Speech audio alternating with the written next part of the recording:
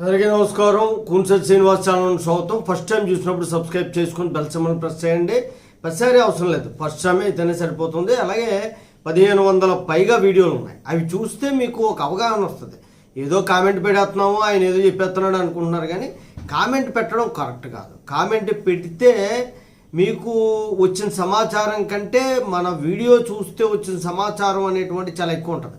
మీకు సపోర్టింగ్గా supreme court high court judgement ఉందా, ఆ జడ్జిమెంట్ తాలూకా లింక్ డిస్క్రిప్షన్ బాక్స్లో ఉంటుంది. డిస్క్రిప్షన్ బాక్స్లోంచే మీరు డౌన్లోడ్ చేసుకోవచ్చు. డౌన్లోడ్ చేసుకుని ఆ జడ్జిమెంట్ కాపీ పట్టుకెళ్తే నీకు ఆ వాల్యూ ఉంటుంది మీ కేసుకి. ఈరోజు ముఖ్యాంశాలు ఏంటంటే, మనం కొత్త చట్టాలను తీసుకున్నాం. ఐపీసీ స్థానంలో మనకు అనేక రకాలైన కొత్త చట్టాలు, సిఆర్పిసి, ఎవిడెన్స్ యాక్ట్, ఈ మూడు కూడా కొత్త చట్టాలు తీసుకున్నాం. ఎప్పుడో 1800లో చేసినటువంటి చట్టాలని బ్రిటిష్ వారి చట్టాలు చేశారు. దానికి మార్పులు చేర్పులు చేసి ఇప్పుడున్నటువంటి పరిస్థితులకు అనుగుణంగా మనం 2023 చట్టం అనేటువంటిది తీసుకొచ్చాం. అది జూలై 1, 2024 నుండి అమల్లోకి రావడం అనేటువంటిది ప్రారంభమైంది. ఐపీసీ ఇండియన్ పీనల్ కోడ్ స్థానంలో భారతీయ న్యాయ సంహిత అనేటువంటి చట్టాన్ని అనేటువంటిది తీసుకొచ్చింది.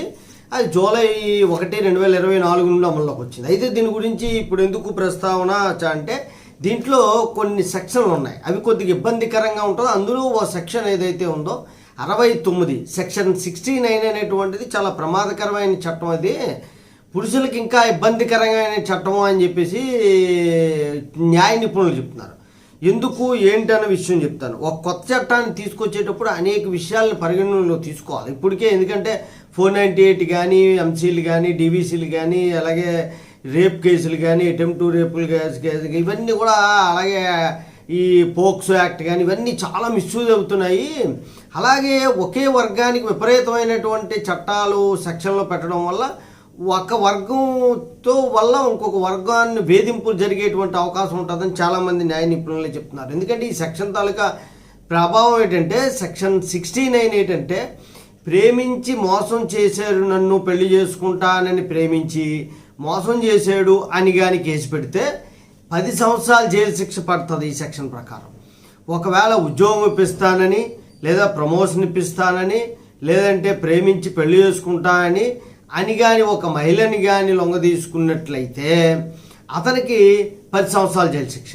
అంటే ఎంత ప్రమాదకరమైంది. ఇప్పుడు ఏదో మహిళ వచ్చి నన్ను ప్రేమించాడండి, ప్రేమించి పెళ్లి చేసుకుంటా అన్నాడు, చేసుకోలేదని ఒక ఆయన మీద కేసు పెడితే 69 ప్రకారం కేసు పెడితే ఆయనకి కోర్టు చుట్టూ తిరిగి 10 సంవత్సరాలు జైలు శిక్ష. అంటే ఎంత ప్రమాదం. ఈ భారతీయ న్యాయ సంహిత ప్రకారం ఇలాంటి సెక్షన్లు పెట్టే ముందు చాలామంది న్యాయ నిపుణులతో సంప్రదింపులు జరగాల. సంప్రదింపులు జరపకుండా ఊరికినే ఓ సెక్షన్ పెట్టేసాము, ఏదో మహిళలకి మేము ఉద్ధరించేస్తున్నాం అని కానీ అనుకుంటే మాత్రం, మహిళలకి ఉద్ధరించడం మాట పోగా సమాజాన్ని డిస్టర్బ్ చేయడం జరుగుతుంది. ఇప్పటికే 50-83% 498 ఏళ్ళు, అలాగే డీవీసీలు, రేప్ కేసులు, అటెంప్ట్ టు రేప్ కేసులు మిస్యూజ్ అవుతున్నాయి. పోక్సో యాక్ట్ కూడా చాలా మిస్యూజ్ అవుతుందని చెప్పి సాక్షాత్ సుప్రీంకోర్టే చెప్పింది. అలాంటి సందర్భాల్లో మన ప్రభుత్వాలు ఆలోచించకుండా ఇలాంటి సెక్షన్లు పెట్టడం వల్ల ఇంకా చాలా ప్రమాదాలు జరుగుతాయి. అయితే ఈ కొత్త సెక్షన్లు అవ్వడం వల్ల, ఇంకా ఇంప్లిమెంట్లో రాకపోవడం వల్ల హైకోర్టు, సుప్రీంకోర్టు తాలూకా విధి విధానాలు కూడా లేవు. ఎప్పుడైతే హైకోర్టు, సుప్రీంకోర్టు తాలూకా తీర్పులు లేవో ఒక విధి విధానం ఉండదు. ఎలా కేసు కట్టాలి, ఎలా కట్టకూడదు, ఎలా సాక్ష్యాలు సేకరించాలి, ఏ సాక్ష్యాన్ని ఆధారంగా చేసుకొని ఈ సెక్షన్ కింద కేసు కట్టాలి, ఇలాంటి విధి విధానాలు అనేటువంటివి కోర్టులు రూపొందిస్తాయి. ఇవి ఇంకా ఏ కోర్టు నుండి తీర్పు రాలేదు కాబట్టి రేపు పొద్దున కేసు కడితే చాలా ప్రమాదకరంగా ఉంటుంది. ఎందుకంటే అంటే ఎయిదర్ పెట్టవచ్చు, పురుషులైనా పెట్టవచ్చు ఈ సెక్షను, స్త్రీలైనా పెట్టవచ్చు. అప్పుడు చాలా ఇబ్బందికరంగా ఉంటుంది. అయితే పురుషులు నన్ను ప్రేమించి మోసం చేసింది అనే దానికంటే, అమ్మాయి నన్ను ప్రేమించాడు, పెళ్లి చేసుకుంటా అన్నాడు, అందుకే నేను ఆ రూమ్లోకి వెళ్ళి పడుకున్నాను అనేసి చెప్తుంది. అది ప్రూవ్ చేయడం కూడా చాలా కష్టం మగవాడు. అందువల్ల అది ఏమవుతుందంటే చాలా ప్రమాదకరంగా దాపరించేటువంటి పరిస్థితులు ఉంటాయి. ఒక వ్యక్తి ఒకడు రూమ్లోకి వెళ్ళి పడుకొని ప్రేమించాడు కాబట్టి నేను సెక్షువల్గా వాడితో కార్యక్రమాలన్నీ చేసేసుకుంటాను, లేదా కడుపు తెచ్చేసుకుంటాను అంటే అది తప్పే. దాన్ని తప్పు కిందే పరిగణించాలి. నిన్ను ఎవడెళ్ళమన్నాడు పెళ్ళి అవ్వకుండా? పెళ్లి చేసుకున్న తర్వాత నువ్వు శారీరకంగా కలాలి తప్ప, పెళ్లికి ముందే నేను అన్నీ ఇచ్చేసి నేను పెళ్లి చేసుకున్నాడు కేసులు పెడితే, వ్యభిచారులు కూడా అలాంటి కేసులు పెట్టే ప్రమాదం ఉంది. ఇప్పుడు వ్యభిచారులు కూడా రేప్ కేసులు పెట్టారు. అలాంటి సందర్భాలు చాలా ఉన్నాయి. అవి చాలా ప్రమాదకరమైనటువంటి చట్టాలు.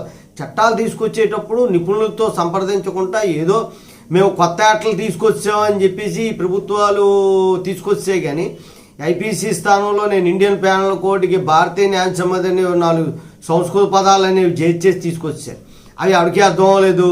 ఏవో కింద మీద 4 సెక్షన్లు మార్చేశారు, కొన్ని తీసేశారు, కొన్ని కొత్త సెక్షన్లు పెట్టారు తప్ప ఉద్ధరించేది ఏమీ లేదు. అదే మనం రాసినవి ఏమీ కాదు, కొత్తగాను ప్రపంచవ్యాప్తంగా ఐపీసీ అనేది ప్రపంచవ్యాప్తంగా ఇదే ఉంది. ఏ దేశంలో అన్నా సరే బ్రిటిష్ వారు రాసిందే. ఎవిడెన్స్ యాక్ట్ కూడా మనది కాదు, ప్రపంచవ్యాప్తంగా ఎవిడెన్స్ యాక్ట్ బ్రిటిష్ వాళ్ళు రాసిందే. కొత్తగా ఏ దేశానికి ఆ దేశం కూడా రాసుకోలేదు. ఏదో ప్రెస్టేజియస్గా భారతీయ సాక్షి చట్టం ఇలాంటివన్నీ తెచ్చారు కానీ క్రెడిట్ గోస్ టు బ్రిటిషే. ఎందుకంటే మన రాజ్యాంగంలో కూడా చాలా ఎక్కువగా వాళ్ళ తాలూకా పాత్రే ఉంటుంది. దాన్ని మనం తక్కువగా అంచనా వేయకూడదు, తప్పుగా కూడా భావించకూడదు. జై హింద్, భారత మాతాకి జై.